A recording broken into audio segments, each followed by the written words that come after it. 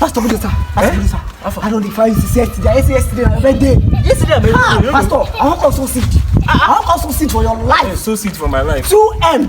2 million. I need you to pray for me. Pastor, No, kneel down. Why you go so 2M? You go come kneel down. No one, I'm going to kneel down pray for you. To appreciate the word of God. See. Pastor, you are blessed. Amen. In fact, as you dey waka like this, you go appear inside motor, new motor. Amen. Pastor, take.